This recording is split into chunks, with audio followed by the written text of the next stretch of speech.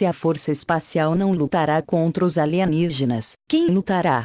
16 de março de 2019. No início deste mês, o site de notícias militar Task Purpose confirmou um fato preocupante. A recém-criada Força Espacial dos Estados Unidos não tem intenção de lutar contra alienígenas.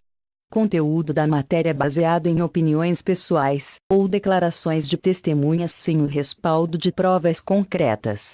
Se a Força Espacial não lutará contra os alienígenas, quem lutará? Apesar do recente aumento dos avistamentos de OVNIs pelos militares, o Pentágono parece desinteressado, pelo menos oficialmente, na possibilidade de alienígenas hostis. Mas e se uma invasão alienígena acontecer, qual braço do Pentágono responderia? A resposta: provavelmente todos eles. Durante uma recente mesa redonda do Pentágono, o repórter da Task Purpose, para o Pentágono, Jeff Shogol, perguntou se a Força Espacial está preocupada com ameaças colocadas pela inteligência extraterrestre.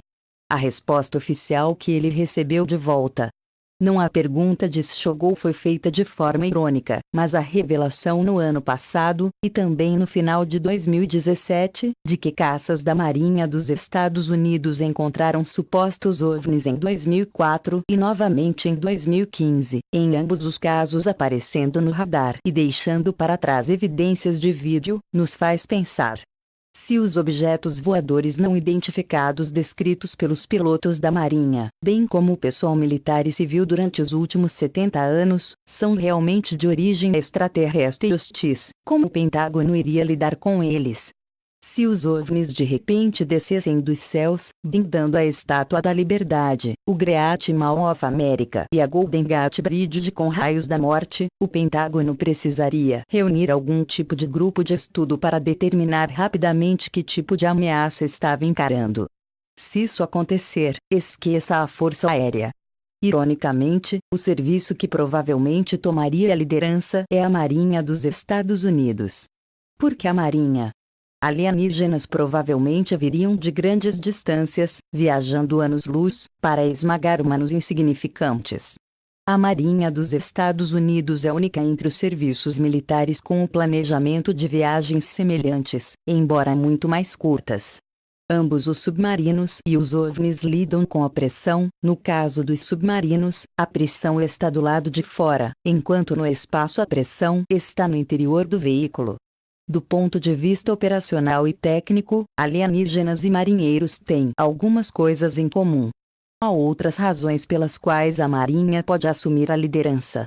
71% da superfície da Terra é coberta por água, e se alienígenas operam a partir da água, lembre-se, o avistamento de 2004 incluiu relatos de um objeto do tamanho de um avião 737 na superfície do oceano. A Marinha é a única que tem aeronaves tripuladas, navios de superfície e submarinos rondando sobre e abaixo da superfície do oceano.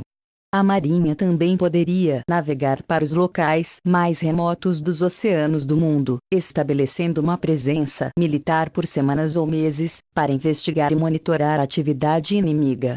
A Força Aérea poderia operar contra alienígenas, mas os caças e bombardeiros do serviço só poderiam permanecer na estação por meros minutos ou horas antes de retornar à base. Contra uma ameaça terrestre, isso não é um grande problema, mas contra uma ameaça alienígena sobre a qual não sabemos nada, e de acordo com o incidente de 2004, teoricamente capaz de viajar distâncias extraordinárias em um piscar de olhos, tal força será menos útil. Se os seres humanos pudessem atrair os alienígenas para uma batalha, a Força Aérea poderia trazer muito poder de fogo. Mas como alguém atrai alienígenas para a batalha? Enquanto isso, a Força Espacial, aninhada e sob controle da Força Aérea, contribuiria para a guerra alienígena, mantendo a rede de satélites GPS de posição, navegação e sincronização dos Estados Unidos, satélites de comunicação e outros ativos espaciais. O Exército seria o responsável pelo serviço se os alienígenas tentassem pousar nos Estados Unidos, ou presumivelmente em um de nossos aliados. As 10 divisões de combate do Exército entrariam em ação, tentando destruir os alienígenas. Seria, em muitos aspectos, semelhante a combater uma típica invasão pelo ar, com o exército tentando destruir a zona de pouso dos alienígenas e impedir o fluxo de reforços alienígenas.